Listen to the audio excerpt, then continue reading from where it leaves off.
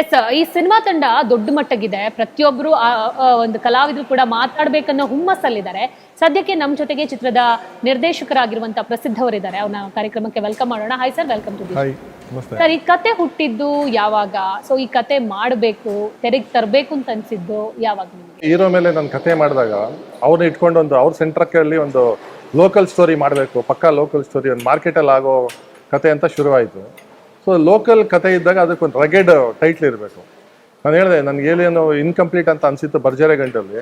So ಇಲ್ಲಿ ಅದನ್ನು ನಾನು ಎಕ್ಸ್ಟ್ರಾಕ್ಟ್ ಮಾಡಬೇಕು ಅಂತ ಹೇಳಿ ಕತೆ ಮಾಡಿ ಆಮೇಲೆ ಸುಮಾರು ಟೈಟ್ಲ್ಗಳು ಅಂದಾಗ ಶೇರ್ ಅನ್ನೋ ಟೈಟ್ಲ್ ನಮಗೆ ತುಂಬ ಆಪ್ಟ್ ಅನಿಸಿ ಶೇರ್ ಅನ್ನೋ ಟೈಟ್ಲ ನಾವು ಫೈನಲೈಸ್ ಮಾಡಿದ್ವಿ. ಸರ್, ಎಲ್ಲೆಲ್ಲಿ ಶೂಟ್ ಆಯಿತು? ಬ್ಯಾಂಗ್ಳೂರಲ್ಲೇ ಶೂಟ್ ಆಗಿದೆ most of the cinema. 2 song ಮಾತ್ರ ನಾವು ಬ್ಯಾಂಕಾಕಲ್ಲಿ ಶೂಟ್ ಮಾಡ್ಕೊಂಡು. ಸರ್, ಅಂದ್ರೆ ಸಿನಿಮಾದಲ್ಲಿ ಒಟ್ಟು ಎಷ್ಟು ಫೈಟ್ ಇದೆ, ಎಷ್ಟು ಸಾಂಗ್ಸ್ ಇದೆ? ಸಿನಿಮಾದಲ್ಲಿ ಒಟ್ಟು 6 ಆಕ್ಷನ್ ಸೀನ್ಸ್ ಬರುತ್ತೆ. ಎಲ್ಲ ತುಂಬ ವಿಭಿನ್ನವಾಗಿ ಮಾಡಿಕೊಟ್ಟಿದ್ದಾರೆ ವಿನೋದ್ ಮಾಸ್ಟರು. ನನಗೆ ಆ್ಯಕ್ಷನ್ನು ಮತ್ತು ಮ್ಯೂಸಿಕ್, ಡ್ಯಾನ್ಸ್ ಇದೆಲ್ಲ ಸ್ವಲ್ಪ ತುಂಬ ಅಚ್ಚುಮೆಚ್ಚು. ಸೊ ಹಂಗಾಗಿ ಆ್ಯಕ್ಷನ್ ಸೀನ್ಸ್ ತುಂಬಾ ಚೆನ್ನಾಗಿದೆ. ಮಿಲನ್ ಸರ್, ಸೊ ನಿಮಗೆ ಈಗ ಸಿನಿಮಾ ಮುಗ್ದಿದೆ, ಶೂಟಿಂಗ್ ಕಂಪ್ಲೀಟ್ ಆಗಿದೆ, ಪೋಸ್ಟ್ ಪ್ರೊಡಕ್ಷನ್ಸ್ ಅಲ್ಲಿ ಇದೆ, ಮೇ 15ಕ್ಕೆ ಸಿನಿಮಾ ರಿಲೀಸ್ಗೆ ರೆಡಿಯಾಗಿ ನಿಂತಿದೆ. ಇದೆಲ್ಲ ಇಷ್ಟು ಜರ್ನಿ ಮುಗಿಸಿದ್ರಲ್ವಾ? ಸೊ ಒಂದು ಸೀನು ತುಂಬಾ ನನಗೆ ಇಷ್ಟ ಆಗಿತ್ತು, ಯಾವತ್ತೂ ಈ ಸೀನನ್ನು ನಾನು ನೆನಪಿಸ್ಕೋತೀನಿ ಅಂದರೆ ಯಾವ scene? Ma'am, to be frank, day 1 ನಾನು ಯಾವಾಗ ಶೂಟಿಗೆ ಹೋಗಿದ್ದೆ ಅವತ್ತು ತುಂಬಾ ಭಯ ಆಯಿತು. ಅಂದರೆ ಮಾಡೋಕ್ಕೆ ಬರ್ತಿರ್ಲಿಲ್ಲ. ಸರು ತಿಂಡಿ ಆಯಿತು ಬೆಳಗ್ಗೆ.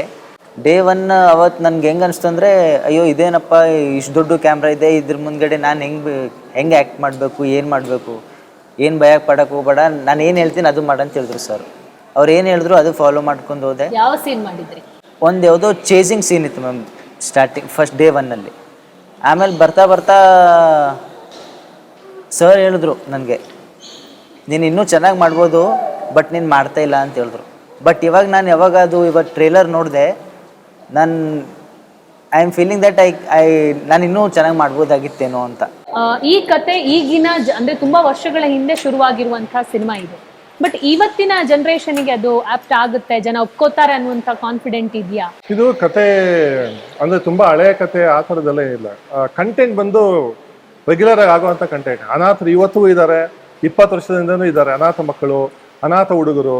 ಸೊ ಅವ್ರ ಲೈಫ್ ಸ್ಟೈಲ್ ಏನಿರುತ್ತೆ, ಅವರಿಗೆ ತೊಂದರೆ ಆದಾಗ ಏನು ಅನುಭವಿಸ್ತಾರೆ ಅನ್ನೋದು ಗ್ಲೋಬಲ್ ಕತೆ. ಅದು ಯಾವತ್ತಿಗೂ ಅನಾಥ ಮಕ್ಕಳು ಅಥವಾ ಈ ಥರದ ಆರ್ಫನ್ಸ್ ಅನ್ನೋದು ಇದ್ದೇ ಇದೆ. ಇವತ್ತಿಗೆ ಇನ್ನೂ ಆ್ಯಕ್ಚುಲಿ ಆಶ್ರಮಗಳು ಮತ್ತು ಅನಾಥಾಶ್ರಮಗಳು ಅವೆಲ್ಲ ಜಾಸ್ತಿ ಆಗ್ತಾ ಇದೆ daily.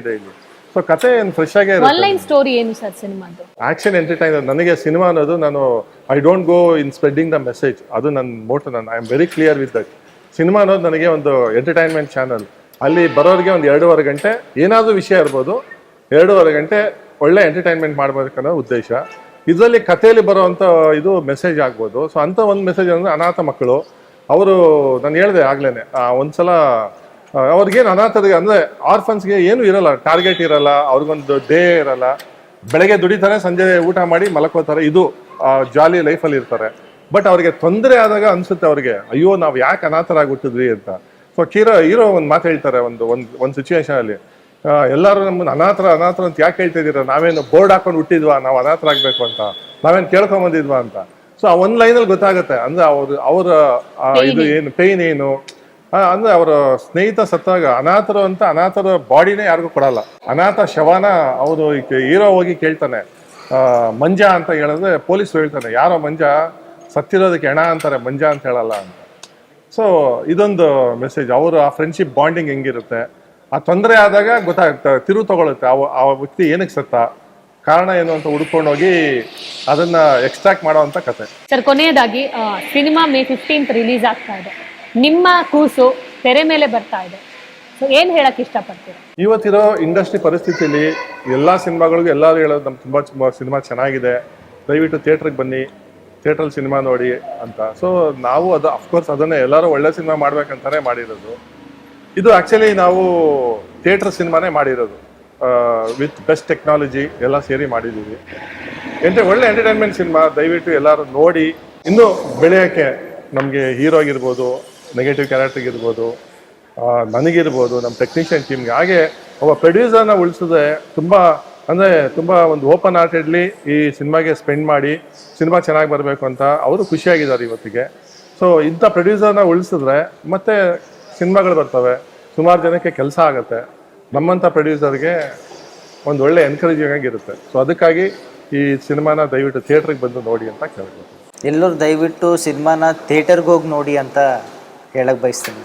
All the best and thank you. Thank you madam.